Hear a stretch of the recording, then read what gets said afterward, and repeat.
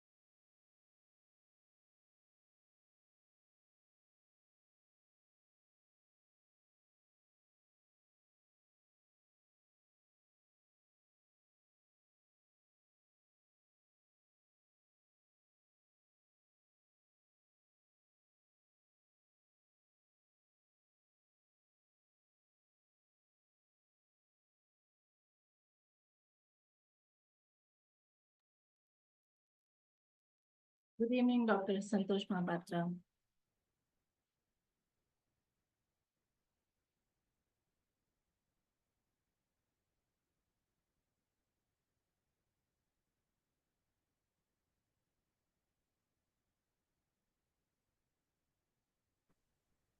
Hi, good evening, Jaya.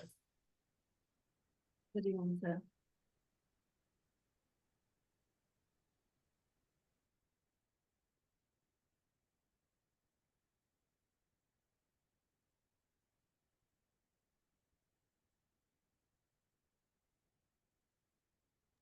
Sir, can we wait for 2 more minutes? Some more participants are joining. Sure, ma'am. Sure.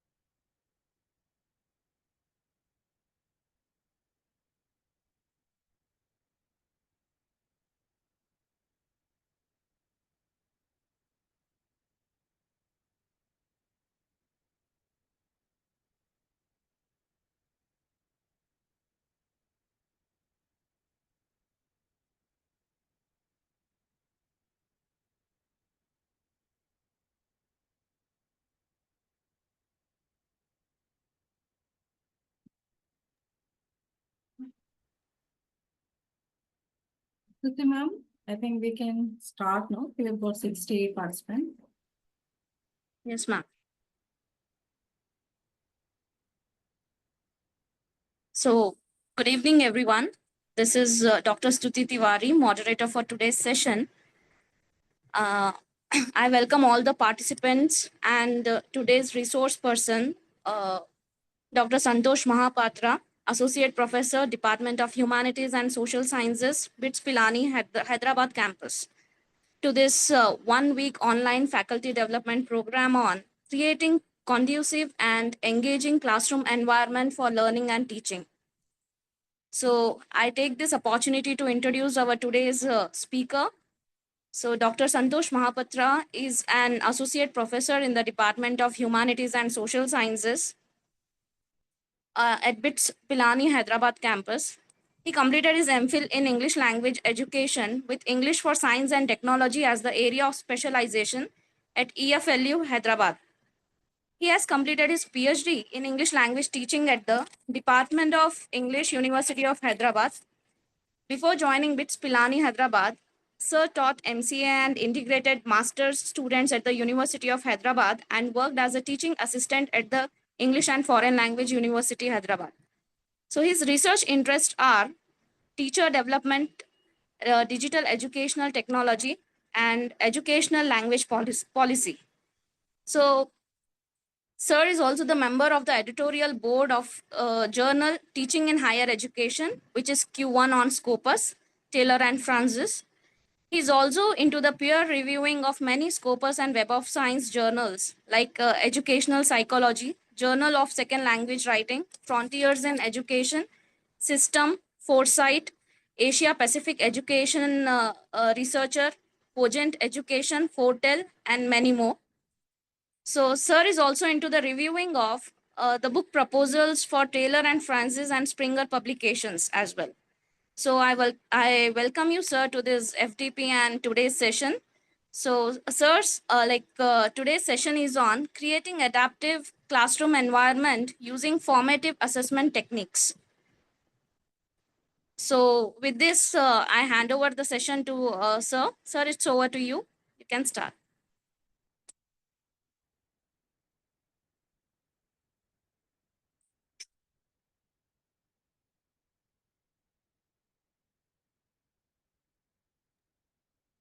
Thank you so much. I'll start. Just give me a moment. Did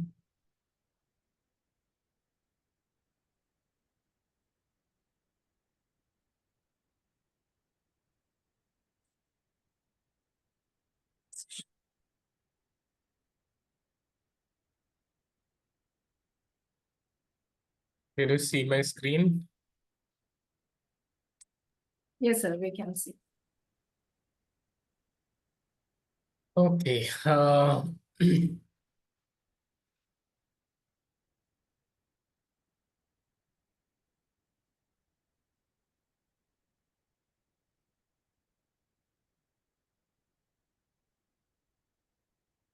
Okay. Hello, everyone, and thanks. I should thank Jaya for inviting me to this. And thank you all for being here, for being part of this faculty development program webinar series. So I'll be talking about in this one, I'll be talking about creating an adaptive classroom environment using formative assessment techniques.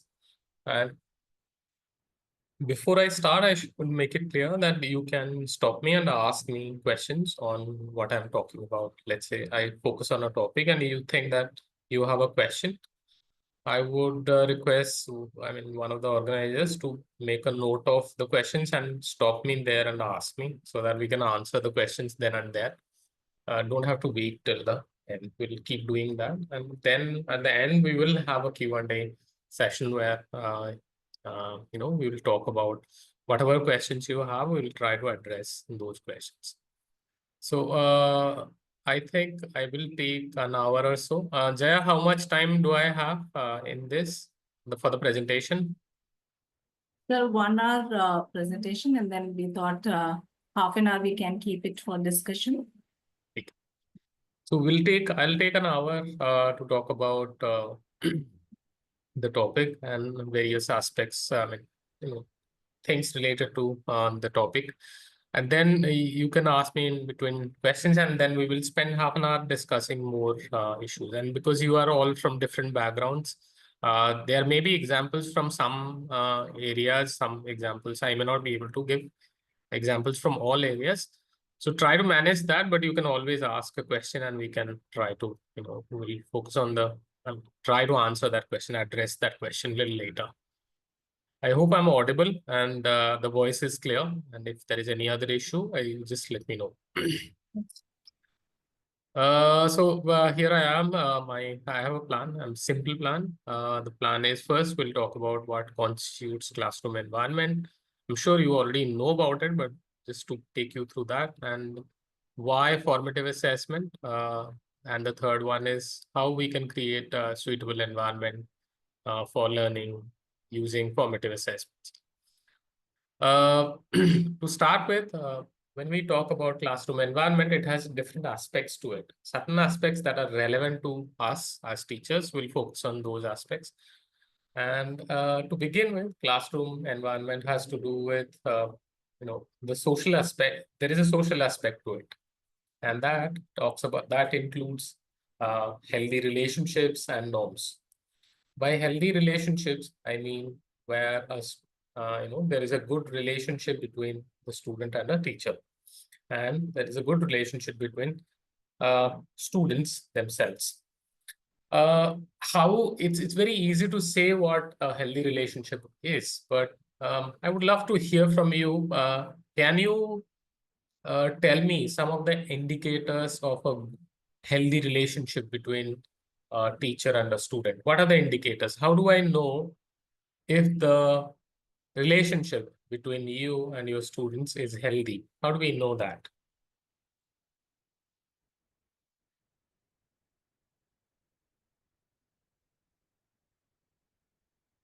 Can you respond in the chat box?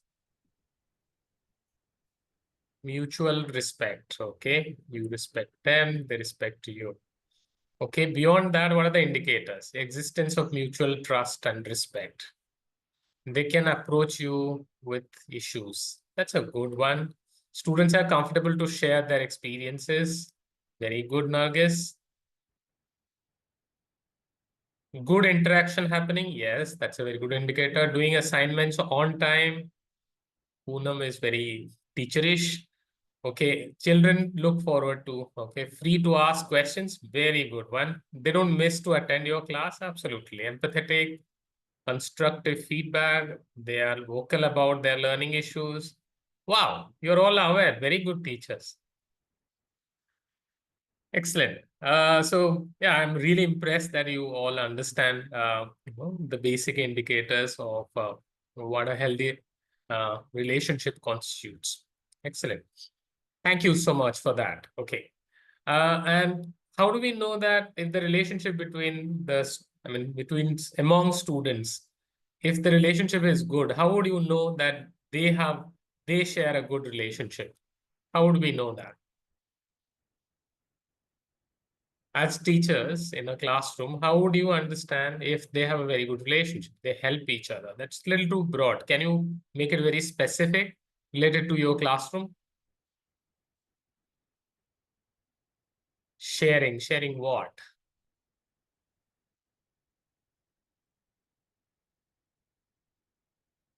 Come on, be more specific. Sharing what? They support each other in what? Food.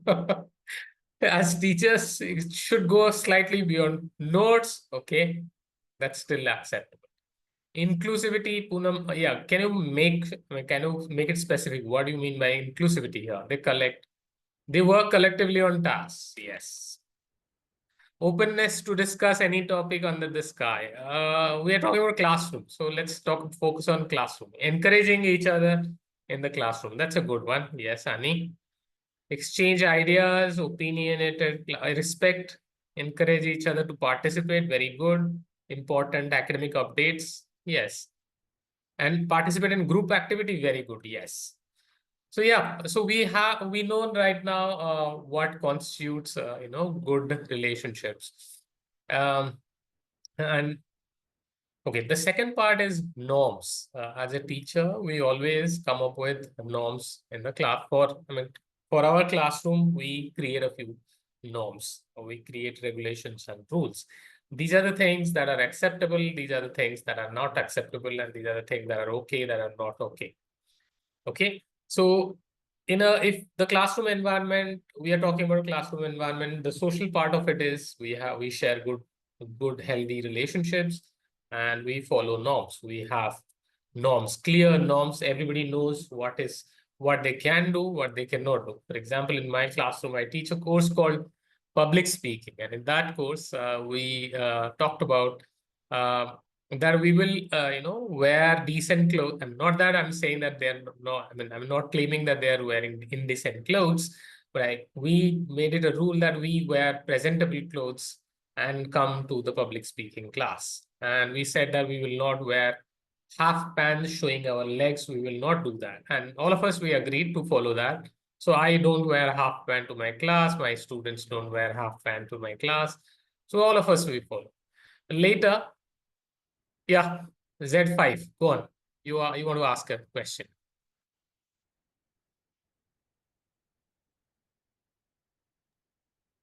Z5 is asking a question. No? No. You can put it in the chat box, and I think Jai will take it. So we made it a norm, and then it's very hot right now. Okay, and now they said you asked us to wear, I mean, kind of decent clothes. By that, we also meant we wanted to wear full pants, and wanted all of us, we agreed to wear full pants. Now it's very hot, and then they said that, sir, please allow us to wear half pants. So we changed the norm in the class and made it half pants. But all of us, we agreed that we would. And then also we agreed that as a classroom, as a class, we will not take unilateral decisions from any side. They won't do anything unilaterally. I won't do anything unilaterally. So even if it's assessment and all, we make decisions together. We decide how to create good questions, what to include, what kind of syllabus. We discuss all those things. How we should evaluate their responses. We discuss together. That makes that kind of those norms were set in the beginning. So probably that's what a major part of classroom environment is the social part. The next part is emotional part, which has to do with where your students and you feel safe, secured, and included, and supported, and encouraged. That kind of space. Okay, a space which is safe, secured, inclusive, supportive, and encouraging. Can you give me an from your classroom, the indicators of, let's say, a classroom that is safe, secured, inclusive, supportive, and encouraging, that kind of space. What would be the features of a space like that in your classroom, in terms of your classroom context?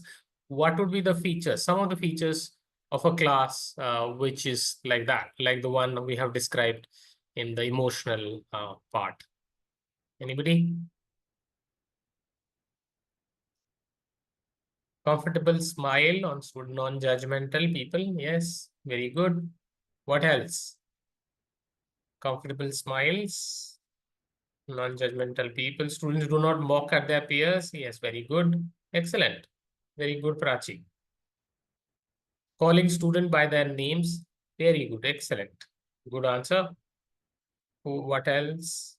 Respect the point of view of others. Very good. Participation without, okay. Accepting, no mockery, no bias, growth mindset, follow ground rules, interactive. Excellent. Very good. So helping each other. Absolutely. Agree. Yes. Good. You have a very good understanding of, a safe space. Great. Let's look at the next one and see if we can do that. We are talking about the next part is psychological, which has to do with something that the class that is engaging and motivating. There could be several factors that might engage people. There are several factors that might motivate people. For example, people may come to your class.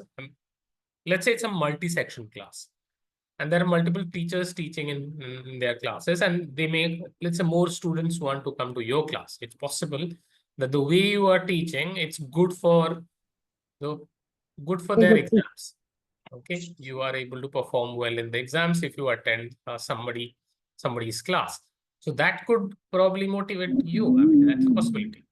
But also it's possible that the teacher teaches in a manner where everybody is part of the class. Everybody is allowed to speak. They're allowed to interact. That makes the class engaging. So there could be various reasons why we call a class engaging or motivating. Sometimes students feel that they're learning. Sometimes they feel that they feel happy. Sometimes they feel that they're engaged. Sometimes they feel that they're smiling, laughing a lot. That's why they like it. So it could mean anything. Maybe a class where they smile a lot, laugh a lot, enjoy a lot, but don't learn. But that can still be motivating for them. Okay. But here we are talking about these two factors in relation to something that leads to learning. Okay, not only they feel good about learning, they feel engaged, they are engaged, and they are learning. So these two factors should drive them towards learning. And that's what I mean by engaging and motivating, not just for the sake of being engaged or motivated. Rather, this should have a purpose, and here the purpose is learning. The next one is pedagogical, which has to do with methods, communication, management, and participation. Methods of teaching here, how you communicate with students, and how you manage the class. Management has to do with, let's say, who should answer this question if you ask a question, and whether you are giving everybody a chance, whether everybody is allowed to participate, whether everybody is allowed to speak, a right or wrong answer, what is right, what is wrong, how you decide. Those are all management things, classroom management things. And then participation, which has to do with giving a chance, providing everybody equal or equitable chance to participate. May not be equal, but equitable. Let's say somebody is very hesitant to speak, they might speak little less than those who are very enthusiastic about speaking. Nonetheless, we give chance to the person who is not able to speak, maybe a yes, no question. That's how you make it, participatory. Next one is environment for happy learning. So overall, these things might make a classroom a space for happy learning. So how many of you think that your class is a space for happy learning? You can just say yes, to an extent, or no. Let's say absolutely, to an extent, no. So you can give it 3 means absolutely, to a great extent 2, 1 is okay, and maybe 0 is not really. Can you give yourself a score out of 3? 4, okay. 4, 4, 3, 4, 3. Good. So you consider your classes are really engaging and motivating, safe spaces, not really biased and all that, right? That's a very good thing. And your students, I would say they're lucky to have you as their teachers. So we'll go on to the next part where we will talk about formative assessment, and then think about how we can make our classes, more adaptable, and things that we can do, make classroom environments more engaging and spaces for happy learning.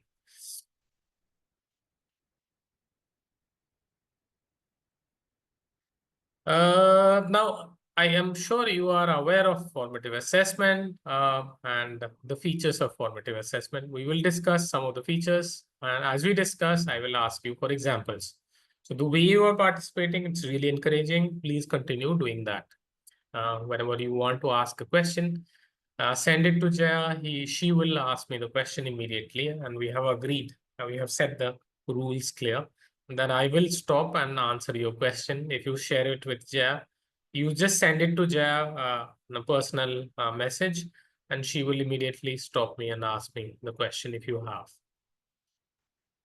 So the next part of our talk is, before we talk about how to integrate, how to bring formative assessment to support our classroom environment, we need to know what formative assessment means here, and in what context we are talking about formative assessment.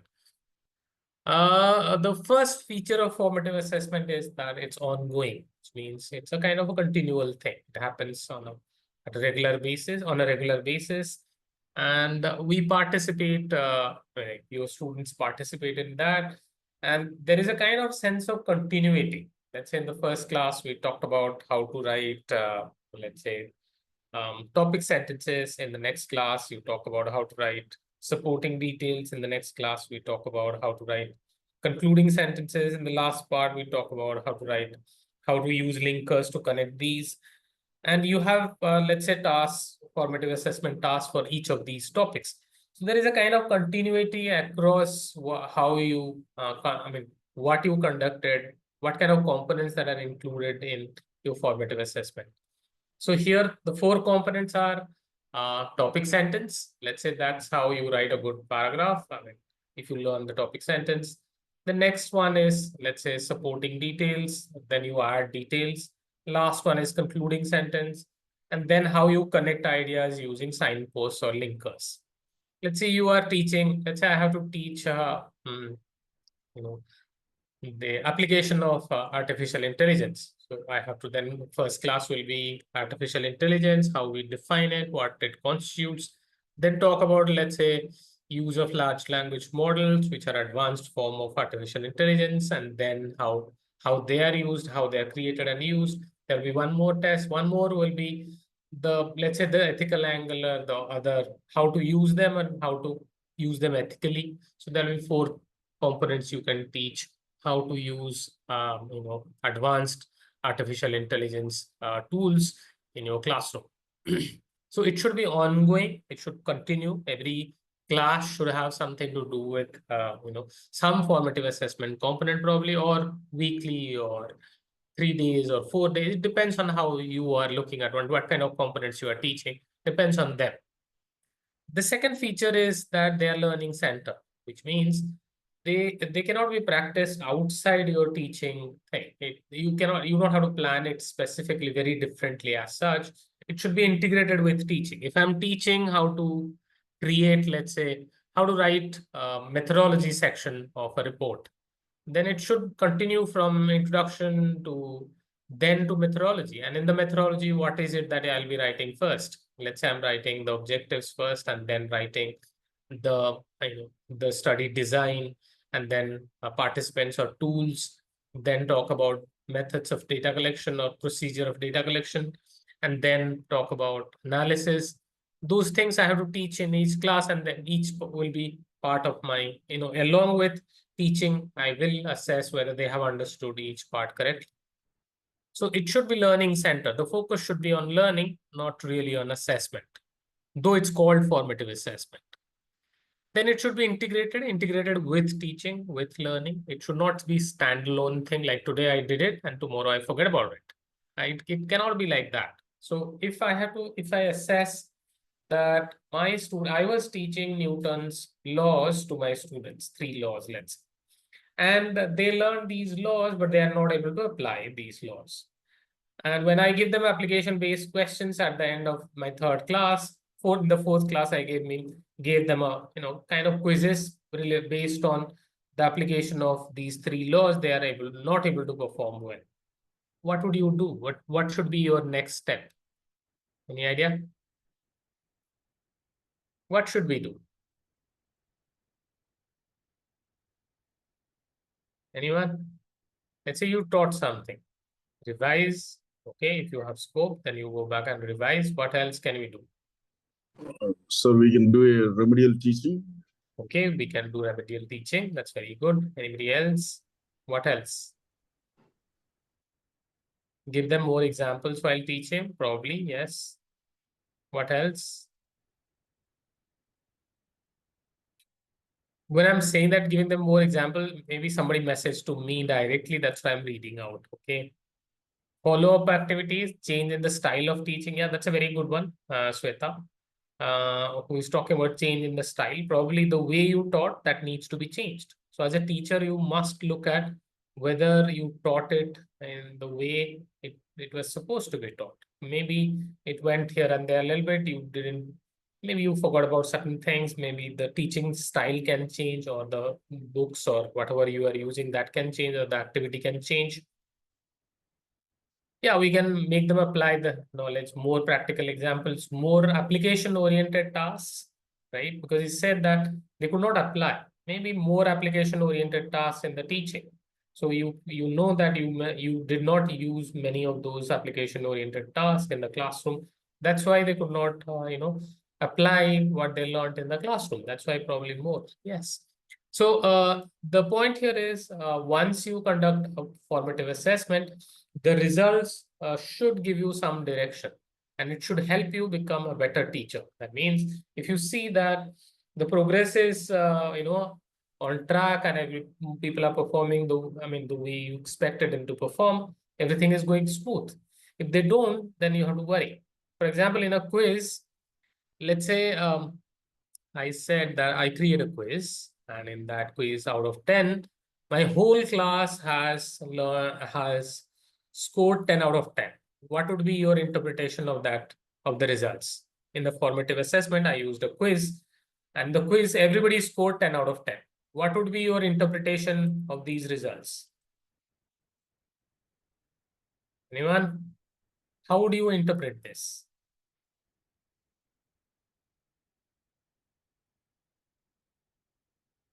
The test has no validity. That's a little too harsh. It was too easy. Possible, yes. People have copied. Shriva, please have a little more mercy. Questions were easy. Possible, yes. They know their subject well. That's also a possibility. Yes. What else? Quantitatively great quality. Okay. Anybody else? They understood the topic, the quiz, the question did not cover all levels of difficulty. That's a good one, Shrija. Teacher is too fresh. Concept is clear. Okay.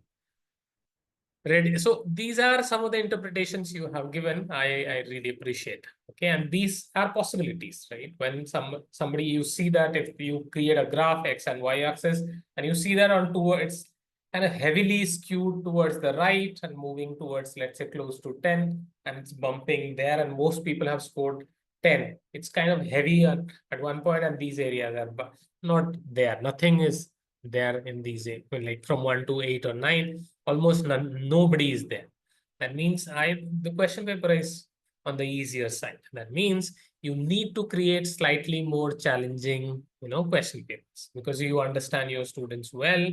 When you are assessing, it should be slightly challenging, because from the assessment, from their performance, they can go back and think about what they need to do in the future, which means if they are able to, if you challenge them, then they will strive more. They will, work harder and then try to perform better than how they did earlier. So it should not be one-way traffic where everybody scores at 10. That means there is a problem with the question paper. Something as a teacher, you should be able to interpret and, take appropriate action accordingly. Okay. Then, formative assessment is feed-forward driven, which has to do with when we let's say when I look at their performance, let's say they do something in the classroom, they do a peer assessment activity, or they create a poster, or they answer it, they summarize what was taught in the class, and the feed forward has to do with what they can do to perform even better. Okay, and what are the things they need to work on to strengthen their learning curve, and they to strengthen their even achievement.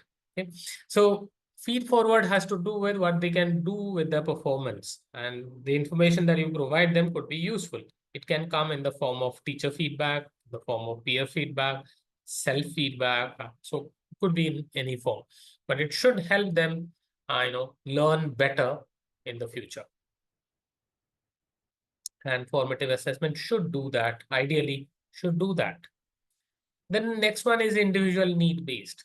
Not everybody comes to class the same level. All of them, they come with different levels of knowledge and skills. So when they come to classroom and when you use formative assessment, you can help them create their own learning goals, which may not have to do with what others are able to do in the classroom.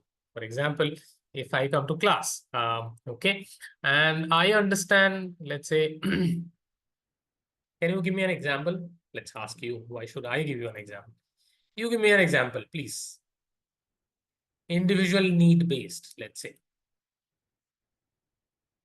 What is a good example of how formative assessment, helps you address individual needs?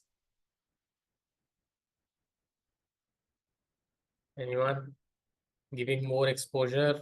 Okay. Anyone?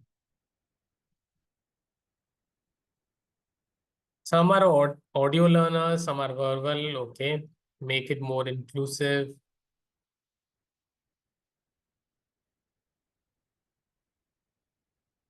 Okay. Now, let me explain this with an example. For example, somebody comes to class with an ability to read and write without any problem. So there is someone who can read and write really well, who can write an essay without any problem, and somebody who can read a textbook of, let's say, 10-15 pages without any problem and talk about it in the classroom. Whereas there is somebody else who who struggles when it comes to reading and can write to 1 or 2 sentences max, can't go beyond that.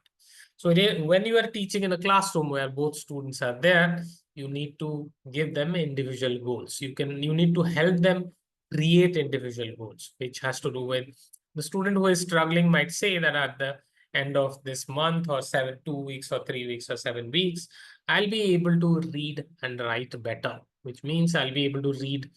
Let's say right now the person is able to read 2 lines, probably I'll read 1 full page without any problem and be able to write 1 full page without any problem. That's a good, learning goal for somebody who is struggling with reading and writing.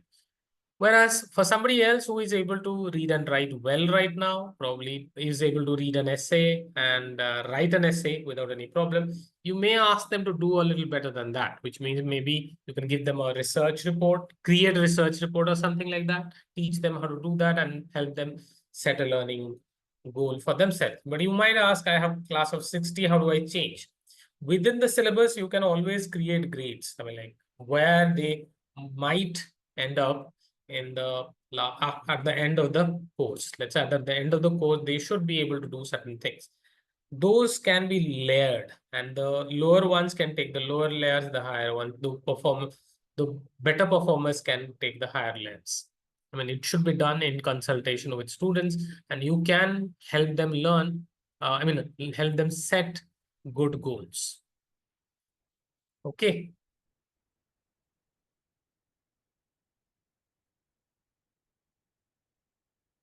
Okay. And the other side, you mentioned that, where you are thinking about what they prefer. Somebody says, I'm an audio learner or I'm a visual learner, I'm auditory or visual or some kind of kinesthetic.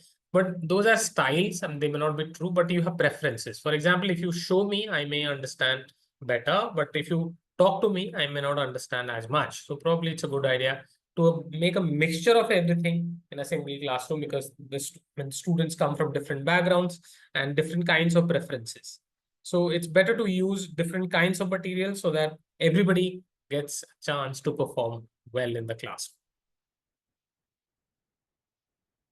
The next feature is it's dynamic, the sense that if you get to know that something is not going right or something is right, then you can change your decision, which means you can change how you are teaching, what materials or textbooks you are using, where you are going, what kind of syllabus you are using, whether it's useful or not. After getting feedback, you can start making minor changes. But those changes are continual, those changes are dynamic, they keep happening. Today, this is changing, tomorrow, that is changing, tomorrow, this is there, that is there, you adjust a little bit, you do this, you do that. So all those things have happened and they make the process of formative assessment dynamic.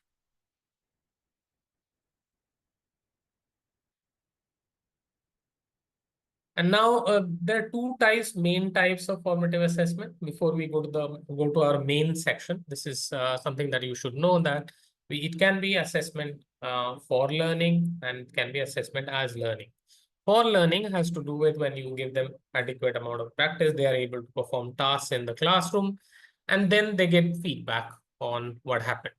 So it leads to better performance, and I strive to learn more because I get feedback about how I am performing in the classroom.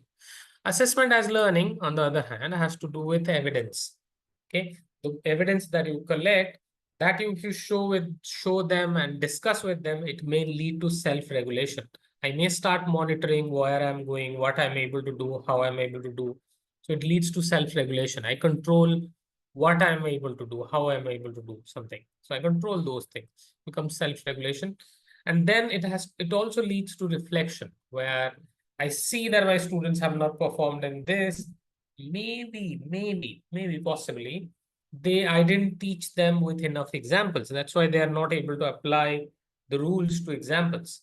So you start teaching, you start taking note of this. So it's also formative assessment is also about noticing and then making changes.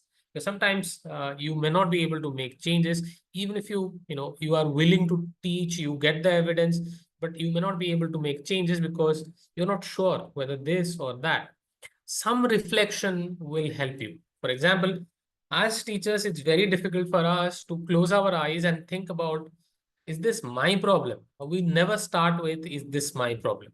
Okay. It's always somebody else's problem. Somebody else is creating problem. Somebody else is responsible. We hardly ever start with, I may be the reason why my students are not performing well. We don't do that, right?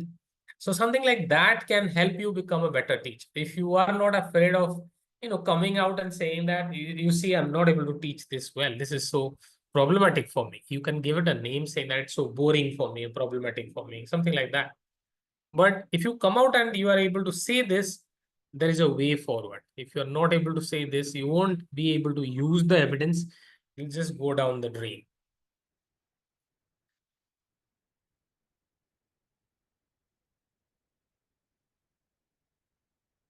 Now, these are the types of things we do as part of formative assessment. One is classroom discussion, then quizzes, then questioning, self and peer assessment, oral presentation, portfolios and e-portfolios, observations, oral summaries, posters, and polls. Would you like to add anything to the list of formative assessment methods? Anybody in the chat box? Would you like to add anything? Go on.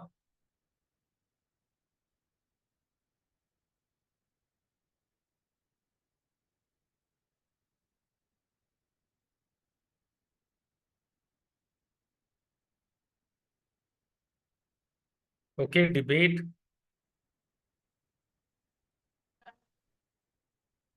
Case study, dramatization. Dramatization in itself is not a formative assessment, but you need to dramatize for what that could be. Worksheets, again, they themselves are not, but if you create quizzes on worksheets, that will work. Exit tokens, absolutely yes. Presentations, absolutely spot on. Group discussions, yes. Assignments and projects, yes. Role plays, extempore, yes. Perfect. Note making, summarizing, all those things will come. Perfect. Yes. So these are some of the things we can use in the classroom to make classroom environment better, more learning friendly. So we'll be talking about how we can do these.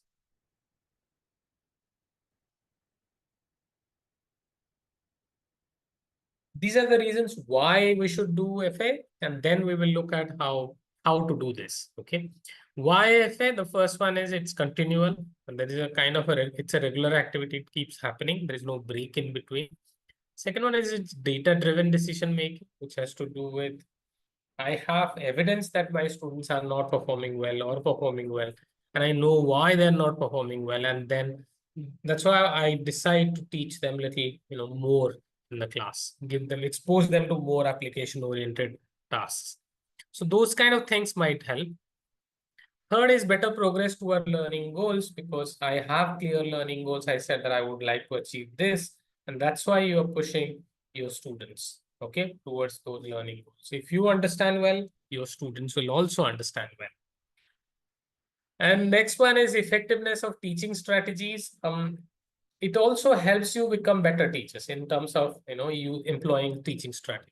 Something like how you are teaching. Let's say the teaching strategy is working or not working or partially working. You will get the feedback from your students through a formative assessment easily. If they have what you have taught, if they have understood, they would do probably well. If they have not, probably they will score badly. Now, this becomes our crux of the story. Okay, how we can create suitable environment for learning using FA. Just give me a second to have a sip of water.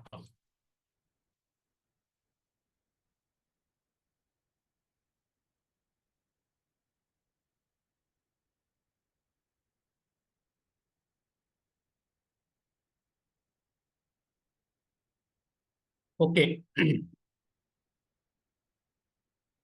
How many of you have had some training in assessment?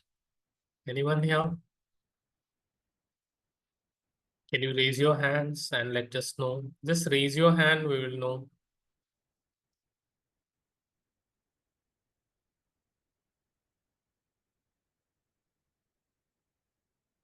Anybody who has training in assessment?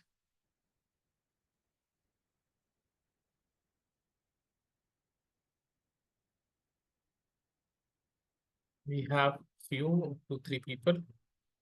Okay, no issues. Okay, we will learn a bit about assessment because that's and how we can make create a suitable environment for learning using formative assessment. That's our focus today. So we will focus on that.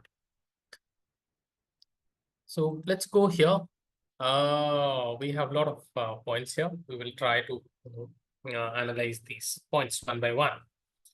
To start with making the learning outcomes accessible to students, how do we do that? Any ideas? How do we make learning outcomes accessible? Karla says PGCT. Okay.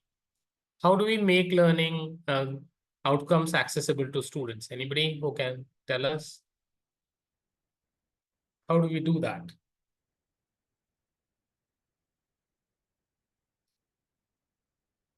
Anyone? Through methodology. Discuss with them. Okay, that's an option. Yes. Okay. Can you write one learning outcome that you have for the course you are teaching? One of the courses you are teaching this semester. Can you write one learning outcome? Then we will talk about how to make it accessible, more accessible if necessary. Can you write one learning outcome here quickly? For one class, let's say, you have a learning, you have to write a learning, 1 or 2 learning outcomes. Can you write them in the chat box and share with everybody? Can you do that? By discussing what we will learn today. Apply real life situation to what? Sudharani. Kalpana, going to be an effective speaker where? At home? With husband? With wife? With children? Whom? Mastery of the topic. Which topic? Speaking skill. Learning outcome. To be able to write an essay of 450 words using academic sources. Yeah, that seems to be a good learning outcome. Students will be able to write a paragraph using the hints given. What length and what time? How much time? And for what purpose? What kind of essay? Learners gain knowledge and expertise to draft reports for different purposes. Can be better. To apply object pronouns in a paragraph. Okay. You mean to be able to, they will be able to use those pronouns. Draft a claim letter. Okay. How long that should be? Mechanism, sugar level regulation in human body. Okay, describes mechanism. They should be able to describe the mechanism of sugar level regulation in human body.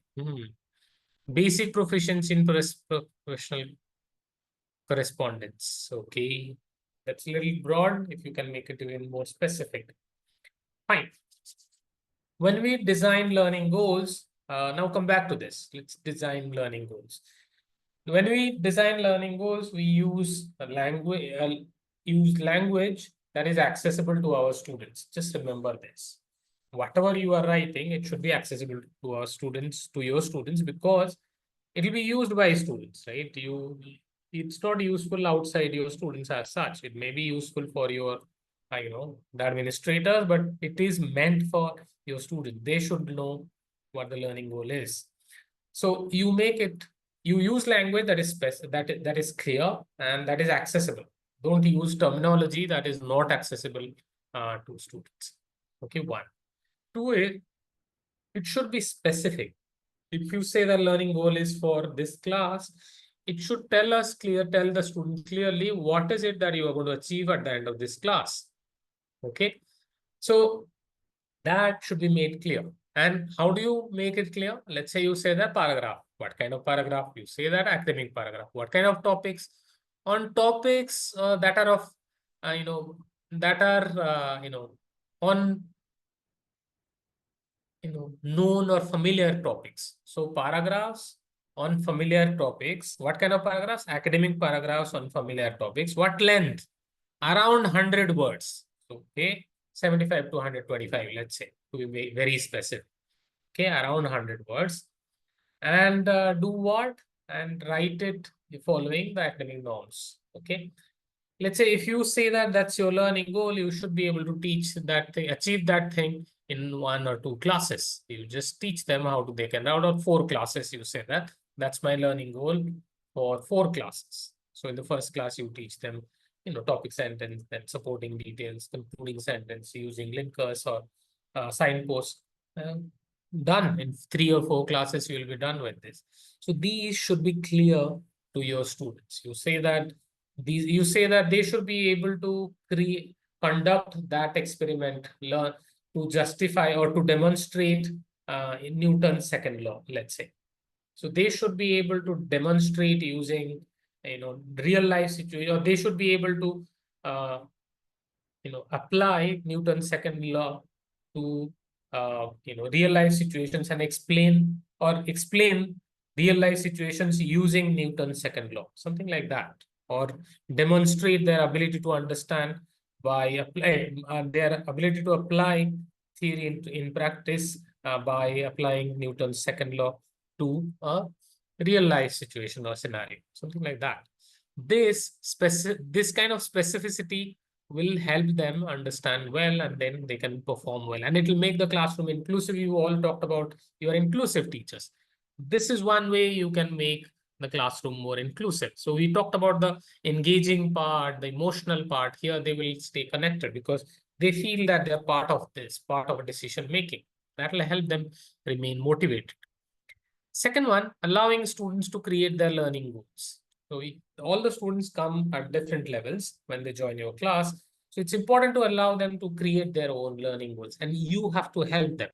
Somebody who is struggling to write a single sentence, probably the learning goal should be, I will be able to write sentences, 5 sentences at the end of this semester, or 10 sentences of a paragraph, or I should be able to write paragraphs without many problems by the end of this semester. Whereas somebody who comes with already an ability to write paragraphs probably go to an essay level. So you need to help them identify their goals and create clear learning outcomes for them. If you teach them how to create good learning outcomes, they can create their own individual learning outcomes. Probably you should start respecting those outcomes. Next one, giving them adequate scope to demonstrate their learning. Which means what? Maybe they should have enough opportunities to demonstrate their learning. How do we ensure that? Anyone?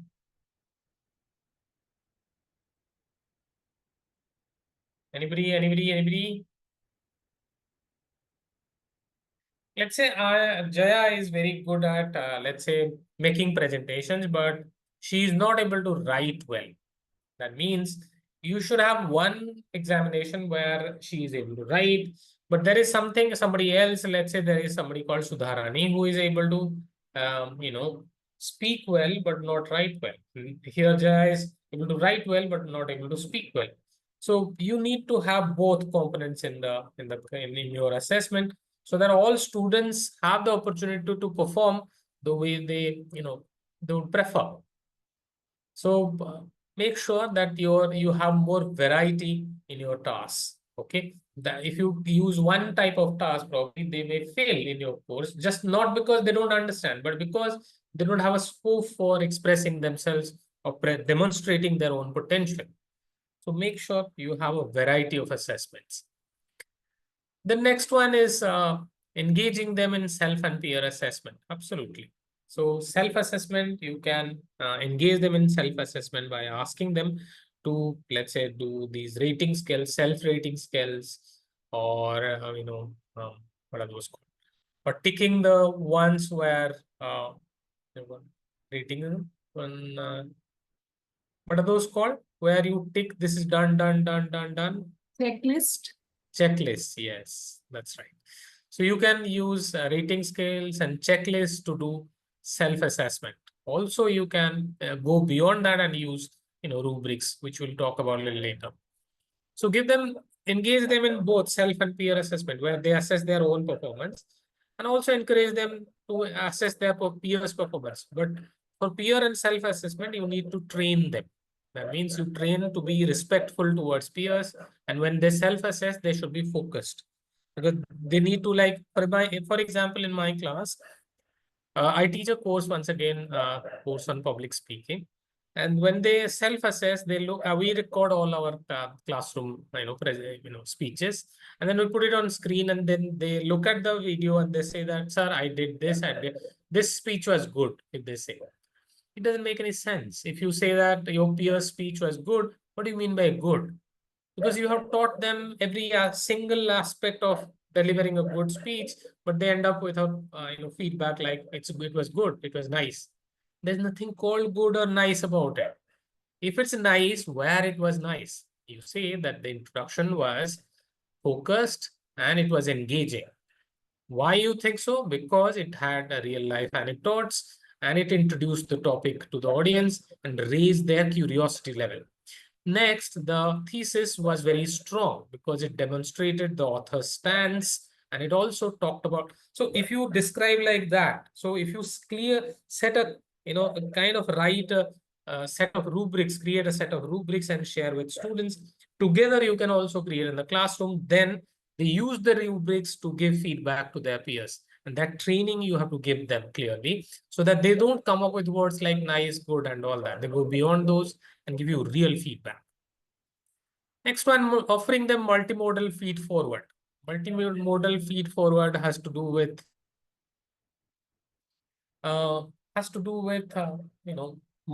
anybody who understands multimodality.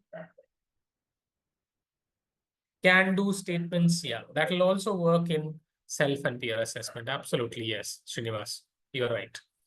What about multimodal? Anybody who understands multimodal here? It has to do with using multiple modes, okay, which has to do with, let's say, text, image, video, audio, and all that. If you put them together, probably then the feedback will be more appropriate. If you keep writing on their notebook every day for anything, if they submit, you write, at some point they'll start ignoring. But if you start making a mixture of, let's say, I write sometimes, I give them audio feedback on the major issues in the class, video feedback sometimes, and sometimes in the form of images, I give them feedback. So if you mix it up completely well, then probably it will be more effective than only, using one mode to offer feedback. So try to be multimodal in your approach when you give them feed forward.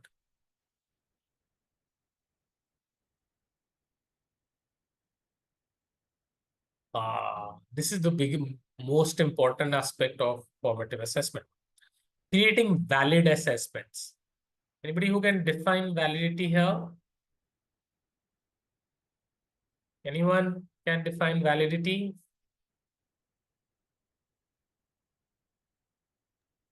I'll give you an example from literature. I'm not from literature, but this example is appropriate. I think some of you know this, but yes, Sunita Vijay Kumar said, you test what you intend to test.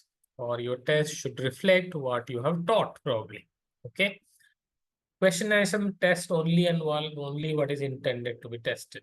Absolutely, Tariq Khan, you are right.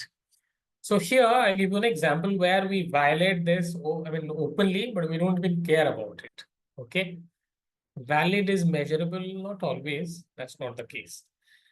I'll tell you how we do it. This is from example is from literature, but it can be applied to other disciplines. You can give me another example from your own discipline. You think about that. Give me an example a little later. You can start writing probably after you listen to this. So in literature, major courses like English honors or something like that, people who go there, they teach them things like, let's say, Macbeth, Hamlet, and all those books they teach them. So then the question arises, what are they teaching? Are they teaching Macbeth or are they teaching them literary appreciation skills? So they will say that, yeah, we teach them literary appreciation skills, not really Hamlet as such. Right? Because what is the point of teaching Hamlet? No, there is no point. What is the point? The point is here we are trying to teach them how to appreciate literary texts, let's say dramas in this case. Now, when it comes, if you taught literary appreciation, what should you test? Anyone? A valid test should have, what should you test in your formative test by creating? What do you test? Anyone? What should you test? Because you taught Hamlet and your aim was to teach them literary appreciation skills, and then you have now a test. What should be the test then? Anyone? Character analysis. Which character, Aishwarya? Understand the characters. Okay, which character? Whose character? Whose character? Protagonist. Plot of the drama. Hamlet. But we agreed that we didn't teach them Hamlet. We taught them literary appreciation skill. The skill that you taught was literary appreciation, not really Hamlet. But what you ended up assessing or testing was Hamlet. You never asked them to teach. You never asked them to apply their critical appreciation skills. They didn't do that. What they did, they remembered those 5 or 6 answers and they reproduce. When you say character analysis, it's already there in some notebook like Ramji Lal or somebody has written something. It's already there. Just remember that thing and put it on the answer sheet. Done. So you didn't teach. What you taught and what you assessed are 2 different things. So there is an immediate problem with the validity of the test here. Okay, something that we can address. Can you give me one example from science or education or social science, anyone, where you think it's not valid? You know that it's not valid. Anyone? Why not? They're working properly. In this case, I think his son is married to an Indian. Anyone? From science or social science or education, anyone would like to say? What is it that you taught and what is it that you assessed and you think that there is a problem?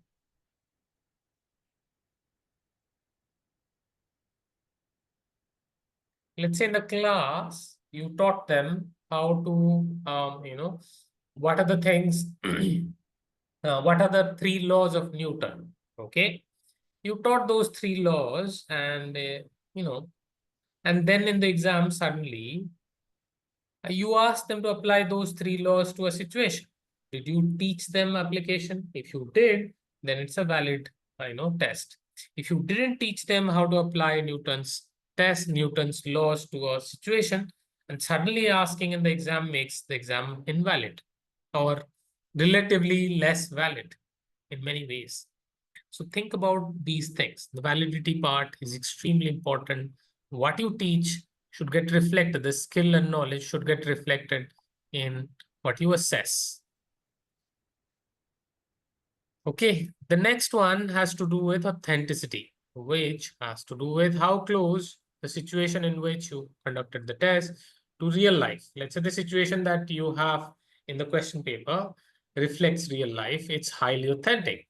If it has nothing to do with authenticity, I mean, it has nothing to do with their real life situation, probably it will be, to a great extent, inauthentic.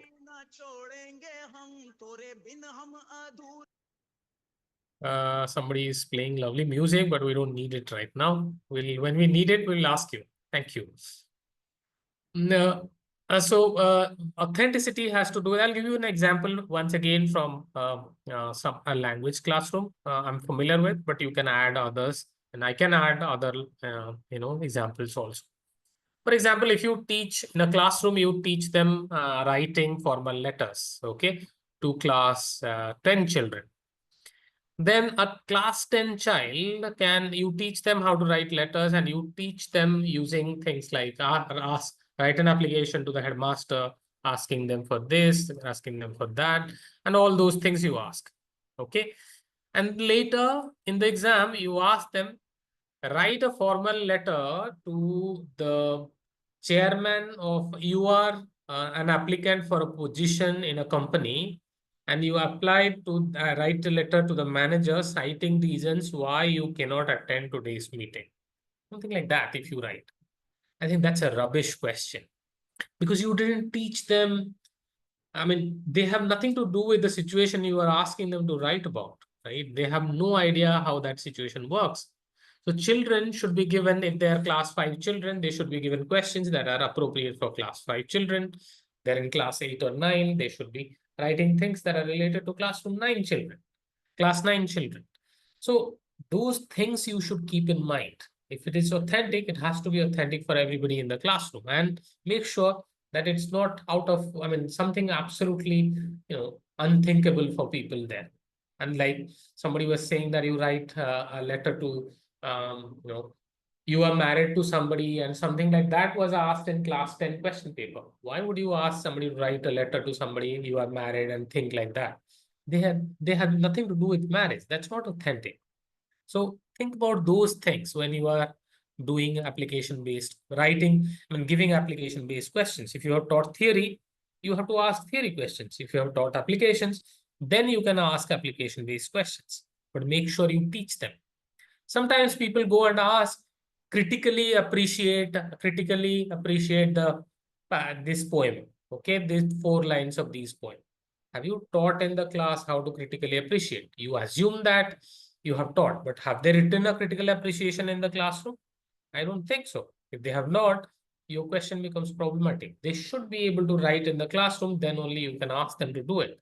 You may cite things like it's not practically possible to write, and I understand, but your question should also reflect that it's not practically possible to write. So my questions will not, they won't have to write anything because they never wrote anything in the class. Think about that part. Next one is practicality. Let's say you are teaching a course on public speaking and the class has 60 students. You are conducting an exam. Can you conduct a speaking exam for everybody? Yeah, Bhanu Rekha has given me a lovely example here. She says it is like teaching them to cook rice and ask them to prepare biryani. That's a very good example, yes. So practicality has to do with where you take practical decisions. Let's say you ask them to, you teach them how to make, how to make presentations.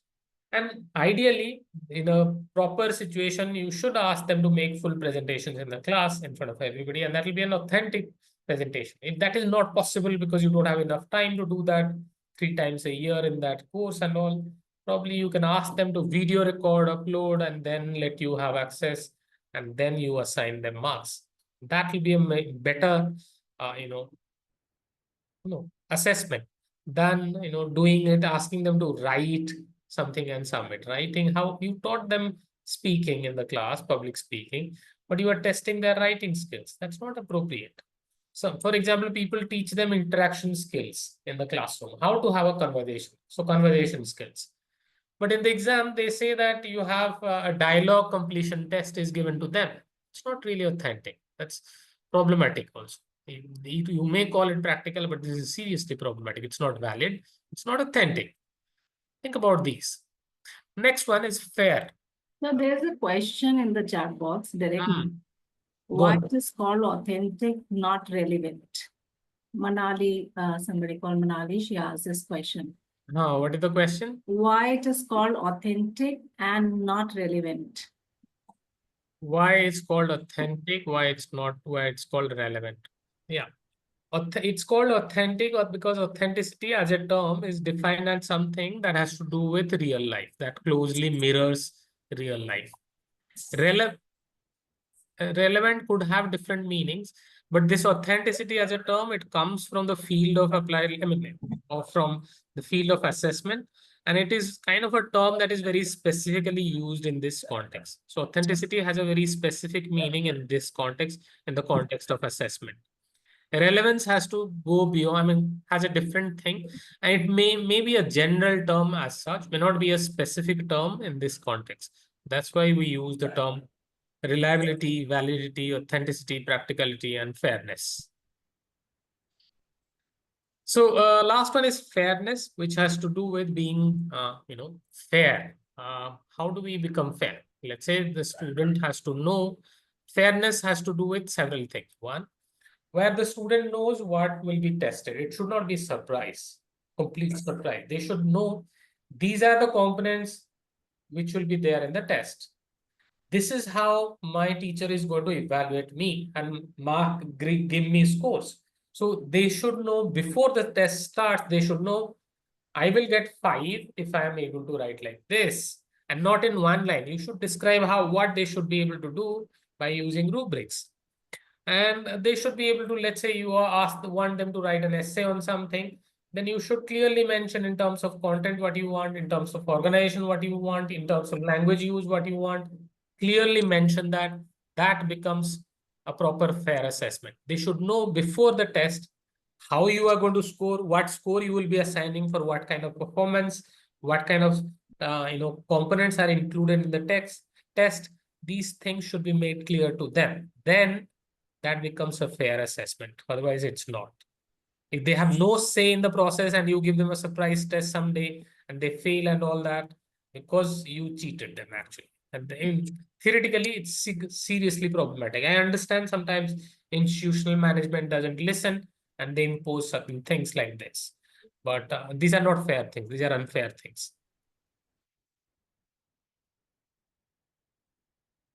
And then making collaborative assessment decisions, which I do in my class. We decide together what kind of questions should be appropriate, when we should conduct the assignment. Those things should be collaborative. If you do it, then we agree that emotionally they will be happy, they will be motivated, they will be interested. All that will happen if you collaborate with them. If they are part of the decision making, then there will be some happiness. Otherwise, it will be very, very difficult. They won't be very happy with you. Next has to do with discussing with colleagues and asking for feedback, which means you go to your colleagues, show them from your colleagues from your area, show them this is what I have done as part of my assessment. And do you think it's appropriate?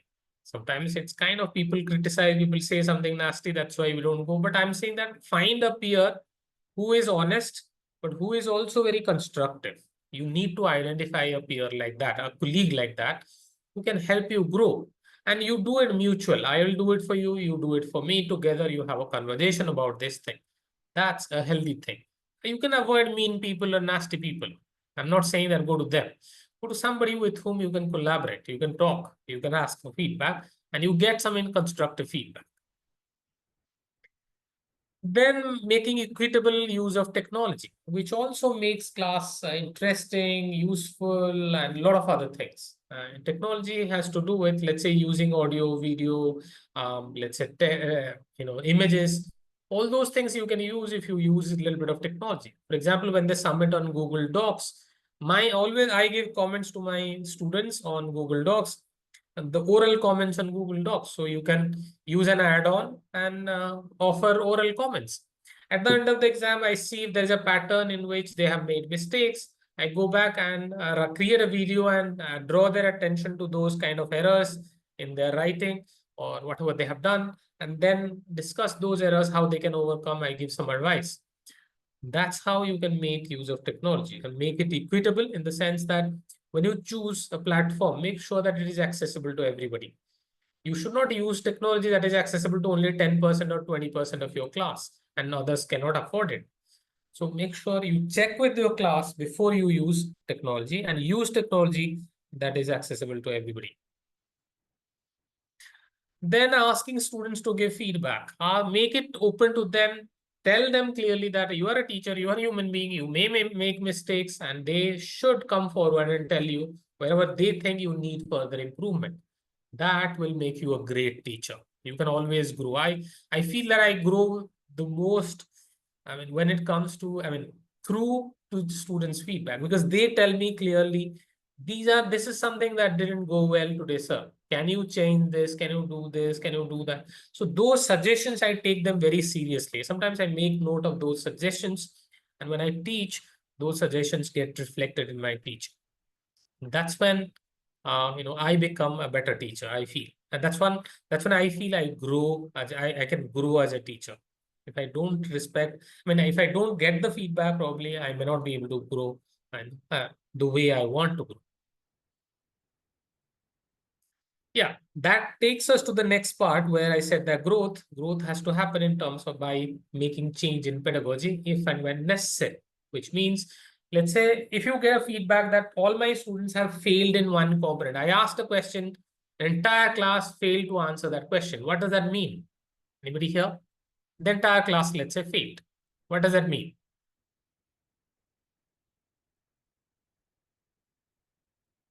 Entire class failed in that component. What does that mean? Question needs to be rephrased. Yes, probably. What else? It was not delivered effectively. Probably, yes. We failed in teaching that properly. Probably, yes. They didn't understand the concept at all. Probably you didn't teach them well. That's why. So I'm saying that all these things should tell you what is it that you should do.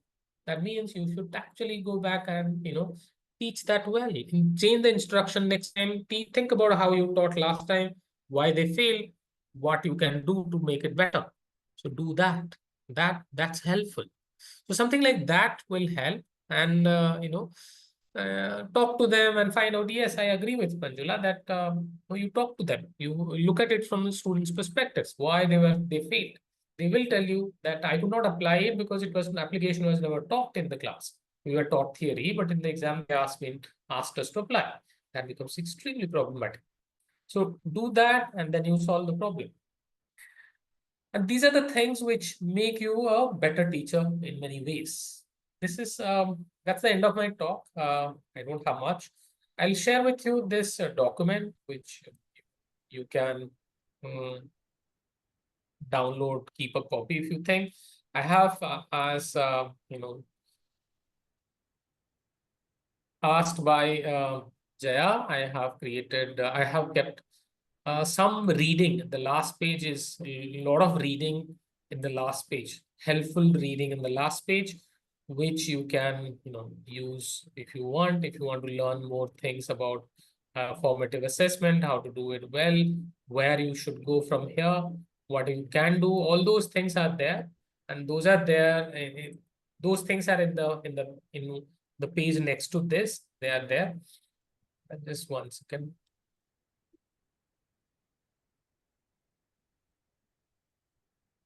I'll reshare that and show you.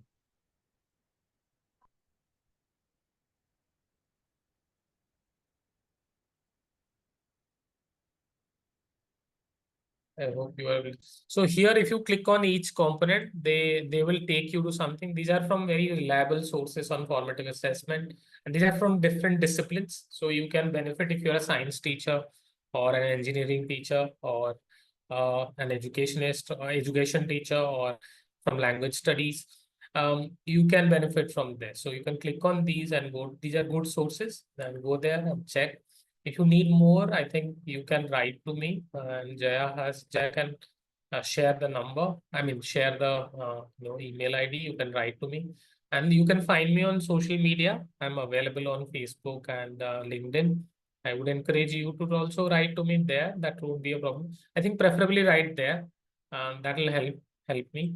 I'll respond to you. I promise. I always do. So I will, respond to your emails or those messages that you send me on social media. That will be, we'll be able to do that. And you can ask me any questions if you have. This is open. This is a forum I manage on Facebook, where we have around 5,500 teachers. This is slightly old account. More, 500-600 more people have joined after this. When I took this screenshot, you can join if you're a language teacher. You should join this. It's not for all teachers. Language and education, they can benefit from this. If you're a science teacher, this may not be exactly for a right platform for you as such to learn on this. And on this platform, we share a lot of things related to professional development, scholarships, webinars, conferences, and other details. This is a good platform to keep growing as a learn and keep growing as a teacher. So that's it from my side. Thanks again. If you have any questions, I'd love to answer those. Thank you, sir. Thank you for your insightful talk. Thanks for giving us a variety of assessment techniques for creating a suitable environment for learning.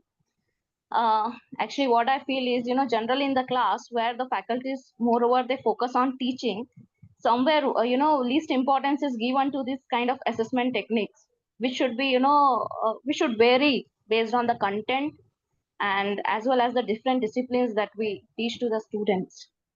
So, and it is one of the most important components in the learning teaching process also.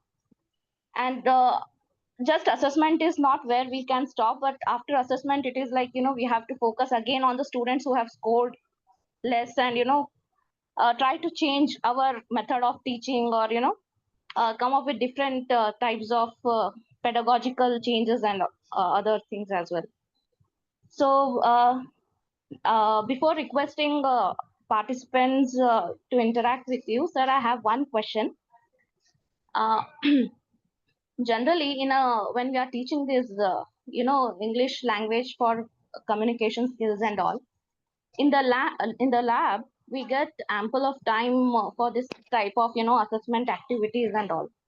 But in a class of, English theory, where we have to stick to, 50 minutes and all, what do you think will be the best suitable assessment technique to address, or to know the assessment of the students in a theory class, which is just for 50 minutes and it is a, class of 65 students?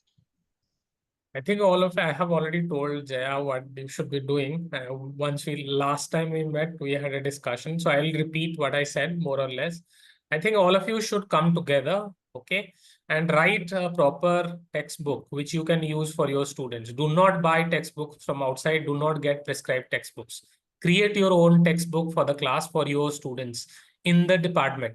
You can also ask me, I can help you with that. And you can create the textbook. You don't have to actually take printouts because you can create soft copies and share with students. It doesn't cost them anything. You can give them the best kind of possible materials that they need. And this kind of assessment can happen in each and every 50-minute class without any problem.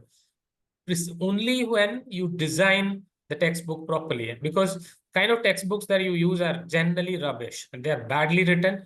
Nobody has done any research, and those people who write those textbooks, they never go to a class, never do any research on these things, whether the kind of textbooks they have produced, whether those textbooks are actually effective or not. Have they done any research? Have they published any research? I don't think so. They don't do any of these. They just write and sell it to you and you buy. And you get fooled every year, actually. It keeps happening. I'm saying that you have to stop that. Come together as an English department. All of you come together, sit together, decide this is what we want to do. We want to create a textbook that will be useful for our students. For our CVR students who are coming to our institute, it will be useful for them. Then decide what are the learning goals we have, what are the objectives we need to have. Decide it, do this. If you do that, then it will be awesome, actually. Okay. Okay, sir. Yeah, thank you. Thank you, sir, for your reply. And now the session is open for questions and answers, and also, if participants want to interact. Yeah. and get an opinion. I think Manjula was asking something. Yeah, Manjula, go on. Good evening, sir. It had been so nice to listen to the formative assessment inputs given by you.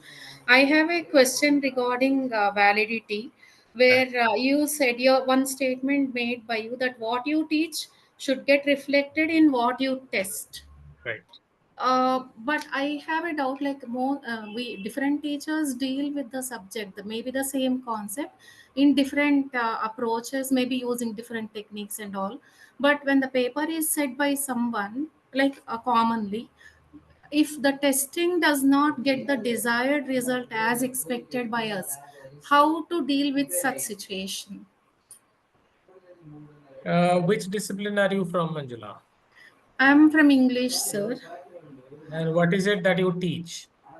I teach English, ETC, SSIPS, three subjects. The second two are, they sound like rocket science, rocket science to me. The first one sounds familiar, English sounds familiar. Let's say if That you is, teach, second one is effective technical communication in English, and soft skills and interpersonal skills, the third subject, sir. right, let's say you teach them in the first one, you teach them how to write paragraphs or how to write essays or how to summarize and all those things. Yes, sir. And the assessment should, I mean, they should ask those questions. Don't they ask those questions? No, sir. Questions will be related or pertaining to the paragraph writing or maybe some elements of it, something. But sometimes I feel like in general, Hmm. uh, some focus, like some teacher has some focus. I may have some other focus. If I focus more on what I feel is very good for me, for my students, and when the paper is a common one, how it might pose a threat to the results or the grades the students get. That happens because as a team, if you design the the syllabus is designed as a team, then the learning outcomes will be the same for everybody. Let's say I have to teach them paragraph writing, right? So, Hmm. and the textbook is the same and the tasks are same. How can you not achieve the same goal then? I mean, why would it be significantly different for different from others? I'm I asking. can't guess the reason, sir, but I feel like something goes missing somewhere. That is what I personally feel. No, I'm saying that let's say you try and bring everybody together. If you sit together and say that these are the learning outcomes. So let's say for So paragraph writing, there are no differences of opinions among us as a team, sir. But it is not about me generally or related to my subject or the place where I work, but hmm. it's generally about like every teacher has a different approach and a technique. Will Yeah, this but listing be valid? Does it hold validity yeah, but in see, such cases? Is my question. let's say I teach them paragraph writing. Okay. In the exam, I ask them write a paragraph on something. Okay. Even if you take a different approach, let's say you teach in one way and Stuti teaches in a different way, and let's say Gayatri teaches in another way, Hemavati teaches in another way. How does it make any difference? Finally, all of you are teaching paragraph writing and the same kind of tasks you are using across 4 or 5 classes. Will it make a significant difference? And why should you focus on something you are interested in? Why not just focus on what the syllabus mentions? Syllabus mentions you teach them how to write the topic sentence, how to write the supporting details, how to write the concluding sentence, and linkers. Paragraph writing is done. So why not focus on these 4 aspects and then ask in the exam these things? That's it. Why not? Why deviate from that? That's what I'm asking you. Why this deviation? Why would you focus on something that you like and not on what is prescribed in the syllabus? There's nothing like focusing on what I like, sir. This Hmm. had been a question since long with me, so I thought I would get some clarification. That's So it. what you can do is you can show me where the difference is coming and what you taught. Probably if you can write to me and tell me, okay, Okay, sir. then I'll be able to give you more clarity because I need to see where the difference is coming. Okay, sir. Okay, Thank you, sir. no problem.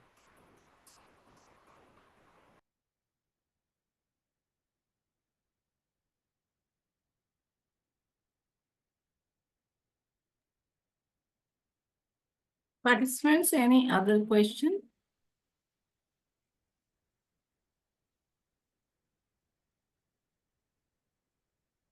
Nishaji, yeah, you can go ahead. Thank you, ma'am. Thank you very much. Sir, I'm teaching the communication skill to the senior college student. Am I audible, ma'am? Yes. Okay. Sir, that senior college, I'm teaching that the communication skill and personality development to the biotechnology student. But one problem I am getting it there when I organize the practical regarding that the speech or maybe that their self introduction or maybe that the presentation or maybe that the debate or maybe that the group discussion in practical. At that time, that the numbers of the students are becoming less and lesser. Means when I announce that in the next practical that the this kind of that the practical will be there, then that the numbers of the students are becoming less. So I'm getting that the surprise why the students are not ready to face that this kind of that the practical.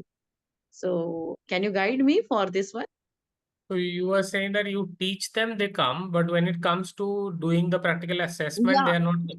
yeah. Absolutely right. Absolutely. Means when that the theoretical lecture is going on there, that the number is at the large level. But when actually that the performance of that the practical is there, then that the number is becoming less.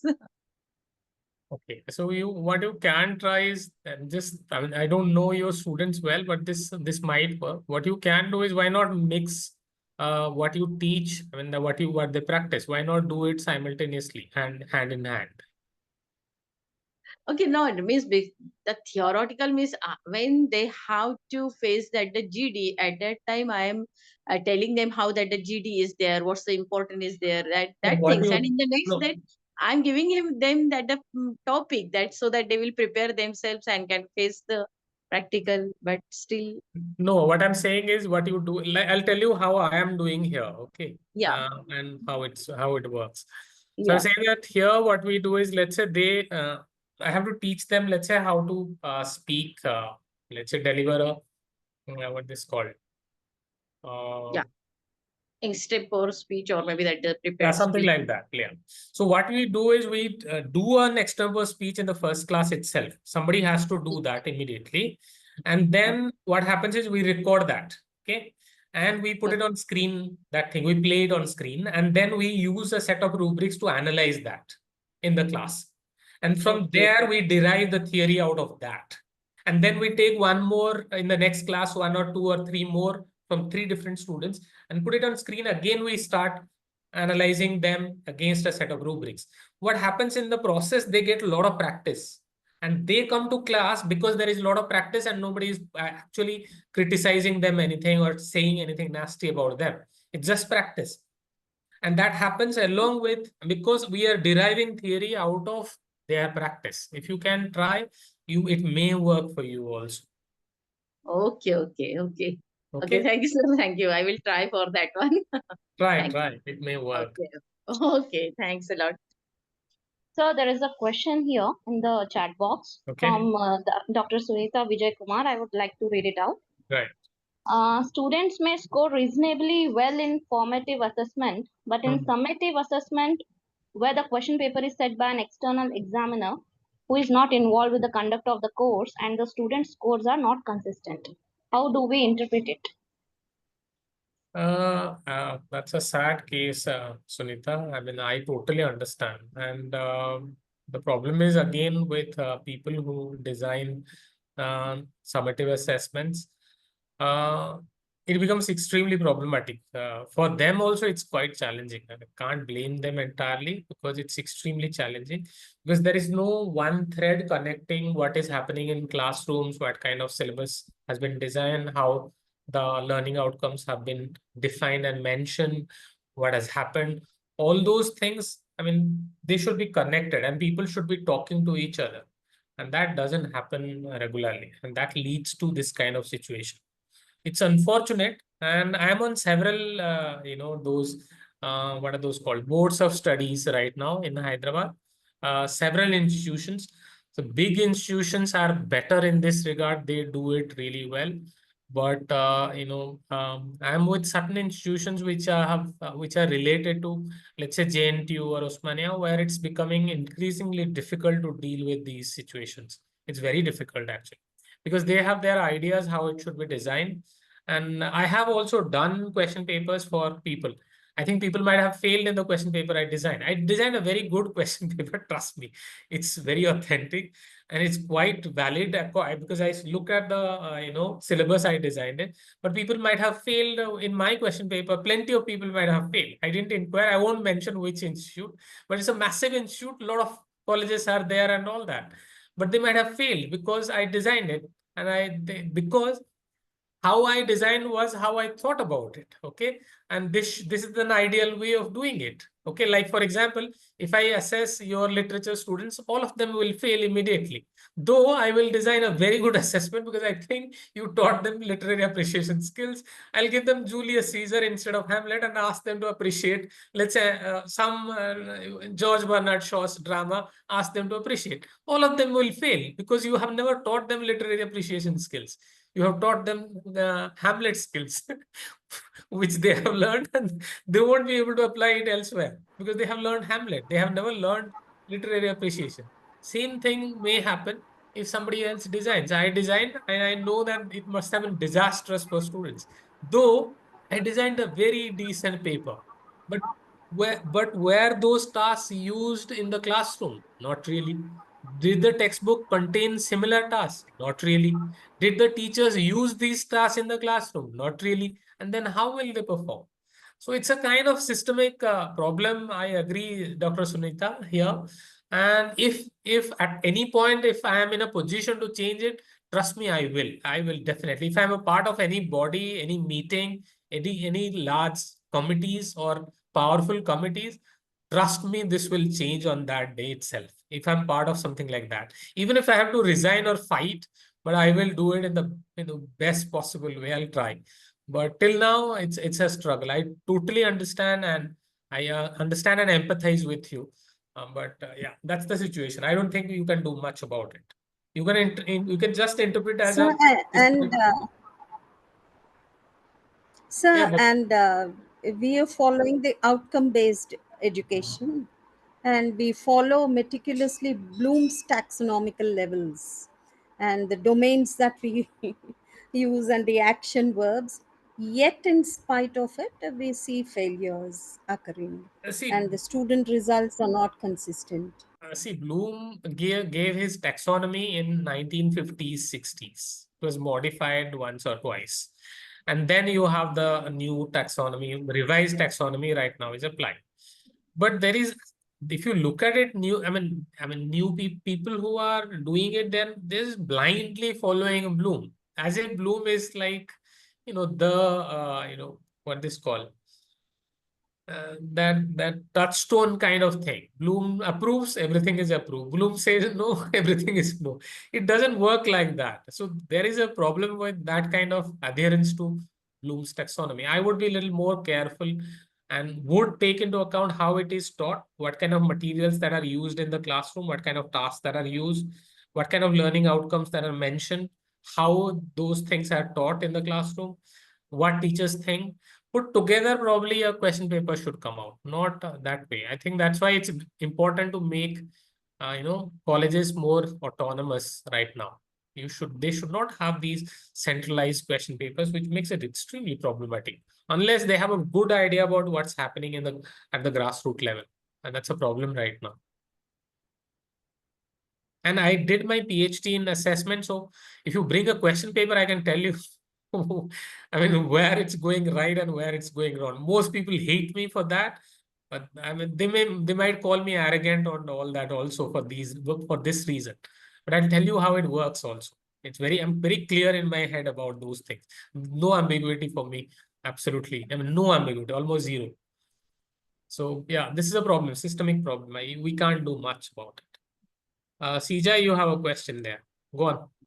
Yes, sir. So my question is, how can we check subjectivity in formative assessments? Because we do follow formative assessment in our college. We have continuous evaluation in our oral communication lab. But I always felt that, there is no consistency and the teacher bias and the subjectivity, because most of the assessments happen because of the observations that the teacher does in the class or class discussions. So somewhere I feel subjectivity creeps in. So how do we check that? Yeah, that's a very good question. What you do, there are two things you can do.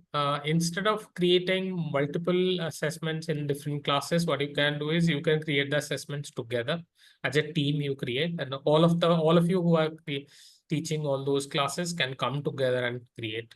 And when you create those, make sure that you create rubrics. I'm sure you understand rubrics. Yeah. We do have some rubrics, but Yeah, but are they descriptive in nature? Yeah, that is where maybe we are not very, we don't get into the details. We have a rubric, but it's not given in detail. As you said, may not be descriptive. So, yeah, but the difference, the general challenge that we faced is, different teachers have their own take on how to grade the students. So some teachers being too liberal and some teachers being, some teachers feel that, okay, this is not the way it has to be graded. So there is always a difference of opinion, and ultimately students start comparing when they get the final grades. And, there are differences between the batches, and somehow in the formative assessment, this has been the major problem that we have been facing. Is there something like a standard rubric? And not Something standard that exactly, but like this one is something that we use in the classroom. So instead of, for example, you say that capture the main idea comprehensively. And how wrong you can go if you mention that. Five Okay. people read it, I think you will make the same sense out of this. Okay, And say so that we you need to narrow down to yeah, and the say clearly what you exactly want. So in terms of content, we made it very clear that they should capture the main idea, use appropriate subheadings, cover all the important points, and write a brief summary, right? These things are clear, and then we will think about this highest level. And then in organization, we say that headings and subheadings are linked and they're properly organized and provided an appropriate visual representation of the content. And Okay. these things should be discussed with teachers and with students both. And for mechanics, we say that exhibited clarity in expression. What do you mean by clarity can be further defined. Used his or her own words. That's something we emphasize. And then demonstrated ability to reduce the number of words. That means write in a precise manner. So those things should be discussed in a team meeting together. If you can discuss. And that once this is finalized, can be shared with everybody, and everybody can take them to the class and then further discuss those things and come back and have one more discussion. If you do it once, next time you don't need to spend this amount of time. This will be reduced significantly and there'll be more consistency across. Okay, thank you, sir. Sir, I have a question. Go on. So, see, in our college, in fact, in all the BTech colleges, the same pattern is being followed. When it comes to mid 1 and mid 2, of course, we prepare question paper. And when it comes to semester and exam, question paper is prepared by some external faculty member. As you were mentioning, you have also prepared for some institution. And when it comes to, when it comes to internal question paper, we are clear with the rubrics and validity and all other point that you have discussed. But when it comes to the external question paper, which is set by somebody else, we do not have any say on that. So in that case, like a student feel that all through the semester, they learn something and they are being evaluated by somebody else because answer scripts also go outside for the evaluation. So the two things you can do to control this situation. Okay. One, make sure that the learning outcomes are clear. And also, second thing is mention the textbooks that you have used and present some sample pages to them. And when you select those papers to the people who are creating question papers, make sure that you give adequate information to the authorities or management to send it to people who can design question papers well. So people, let's say you are teaching language teaching, send it to professionals who have done significant amount of work in language teaching, send it to them. Ask them to do a good job. They will do a good job and they will ask for more information. You say that we will provide you more information if you need, please ask us. So if you give those details, probably the question papers will come out well. Let's say if I get something like that, I last time I did, I was unwilling somehow because I thought that I might do injustice to this because I have no idea. They did not give me anything. They just gave me the syllabus, say that prepare question paper, these many subjective, these many objective. I just did that. But I would not do something like that. I would ask for more information. If there is a channel, I would contact them and ask them. So you can keep that open and say that please send it to somebody who has some expertise, some training in, question paper designing and all. So same thing we can do for the evaluation also, because these answer scripts go somewhere else. Somebody else designs question paper and answer scripts are sent to somebody else for evaluation. That's an invited disaster. You cannot do much much about it. That's like disaster is going on its way. You call them. I'm free. Please come. That kind of invitation you are giving. So there will be trouble, but it will take some more time before your institution and other institutions realize that they need to get out of this, kind of trap. It's not a good thing to do, but they are already trapped. It'll take a while, but it will change. Trust me, it will change. Textbook also, as you said, but we are actually giving textbook by the university. We are prescribed by them and we have to follow that. So in that case, we don't So have. you will become independent soon, right? You are becoming autonomous. We are autonomous college, but still we have to follow a JNTU and university. Soon, I think in the new curricular framework, probably you may have more liberty. I think you should fight for that and ask for more liberty. And as a group, you should prepare a textbook and get it ready so that you can push for this. If you don't get it ready, you will never be able to show it to the management and they will never be able to fight for you. They will fight for you only when you prepare that textbook and show that this is good and this is rubbish. Just do that together. I think as a unit, come together and do it. Okay, sir. Thank you. Any more questions?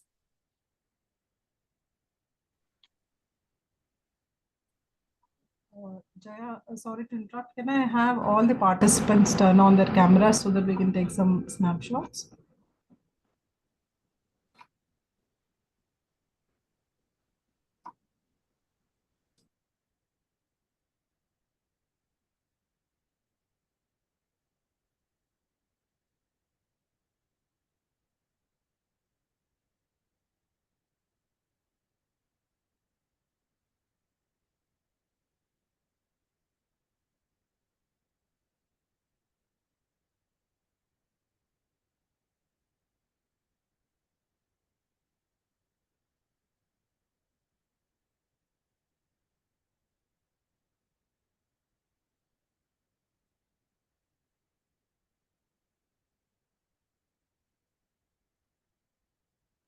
Thank you all. Thank you so much.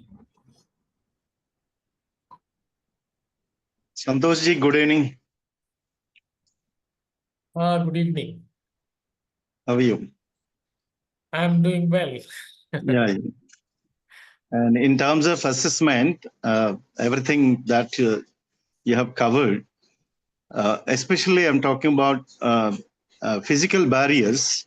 When I saw the campus, BITS Hyderabad, and whereas some other institutions that I visited, n number of institutions, where we have physical barrier, like, the real learning environment is not possible in majority of the institutions, even in Hyderabad, except BITS Hyderabad campus that I visited. So what do you talk about according to your own experience? See, the one good thing is that these students are here on campus, so that makes for us it's easy because they are on campus. But there is a serious disadvantage we have, which I have not spoken about, is that here attendance is optional. Students are free to choose whether they want to come to class or not. You cannot force them to come to class. Yes. So which makes it extremely challenging, right? Also, I saw one sandbox, where the people can incubate their ideas, right? Even including the classrooms that I have seen, Right. no kind of disturbance in the class that I observed in BITS Hyderabad campus. Whereas in the even top 10 colleges are also using normal fans, Usha or Orient fan, something. 10 fans will be there in each classroom, which will make a lot of tedious. That is there because all classrooms are noise proof. It's Yeah. completely silent classroom. There Yeah. is no noise. There is nothing in the classroom. It's completely quiet. But that Yes. you know that also that this place is an elite place, more or less. People who are rich, they come here. So before last year, we visited international conference where they used what you can say sumo kind of coolers. Oh. So what kind of noise we saw in Mumbai international conference? Yeah, I know. I went to even IIT Mumbai once for Yeah. something. I went to their hostels, and those Yeah. hostels are really filthy bad. Actually, if you stay Uh, here, you cannot actually breathe there. It's so bad. The so quality. how can we do justice in this kind of physical barriers by using old model fans in the classrooms? What Samsundarji, could you? Samsundarji, Yeah. you were already doing a good job there. It's already fantastic actually because this the amount of challenges you are facing and the things Yeah. mentioned by several teachers here. I think Yeah. those are Yeah. seriously challenging problems. And within those, when working with those problems and performing well, it's a tedious task. I mean, it's an uphill task actually for everybody. Even library in BITS Hyderabad and some other international kind of campus, library is like more than 5-star hotel. Am I right? Because there will be such a kind of ambience, learning ambience that I found. So why don't the people are concentrating, towards the, uh, to overcome this physical barrier in the library and the classrooms? I think that'll happen. That'll take some time, but slowly people are moving in that direction. We will have more, learner-friendly or learning-friendly environments. You are right, and Yeah. things will get better. It's getting better, but it will get better in future soon, probably. Okay. Thank you. Thank you so much. Well, sir, good evening. I have a question. Yeah. I'm okay. I just want to give you the example of secondary colleges. I mean, intermediate colleges in Telangana and degree colleges, undergraduate level colleges in Telangana. Right. You find classrooms with the 60 capacity of 60 students, but they don't turn up daily, regularly. For example, if 20 students come on Monday, 20 other students turn up to the classes on Tuesday. So likewise, you don't have the same student, he cannot come to the class regularly in a week. So average attendance of an individual student may be a couple of days in a week. So in these kind of teaching situations, and what are the best possible ways to conduct formative assessments effectively? Hope I'm clear with the question, sir. Thank you. Yeah. I got your question, and thank you for that question. That's a pretty challenging situation. Even the same is for us because there are a lot of teachers. I mean, we hear when we teach, sometimes we get full house, sometimes we don't get students, sometimes they turn up, sometimes they don't turn up. And this is here, the attendance is not at all mandatory, so they can choose if they want to come or they don't want to come.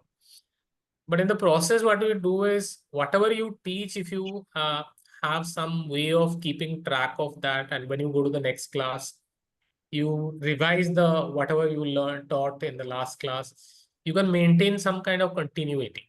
I think that may help in conducting assessment. Like for example, formative assessment should be integrated with your teaching. They should not be outside your teaching. For example, if you taught, let's say whatever subject you are teaching, you taught two or three concepts. Immediately you say that, okay, now I will give you 2 minutes and I'll ask you to summarize what I taught or give me one example from real life on the theory I taught, whatever you have taught.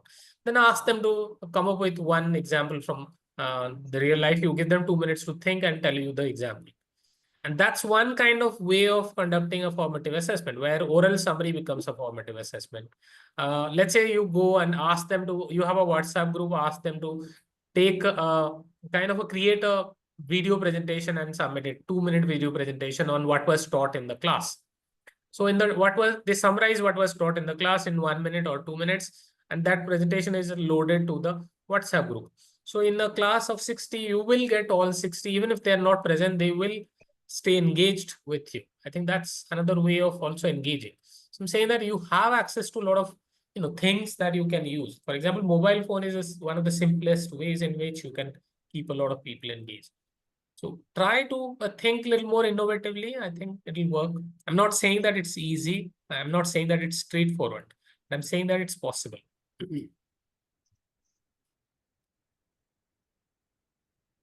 Shall we close? As we are coming to the close of this session, then I would like to, propose vote of thanks for today's session. So thank you, sir. Thank you so much for sparing your valuable time for today's session. And it was an interesting session. And surely, we will be trying to, give our best in using and utilizing these techniques of assessment in our classes and labs. And thank you, sir. Thank you for this wonderful, insightful session. And I would also like to thank all the participants who made this session interactive and interesting. I hope they have,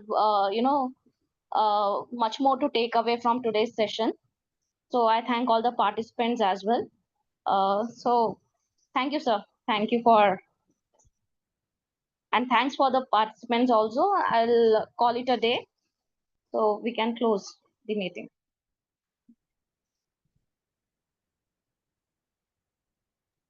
Thank you so much, ma'am.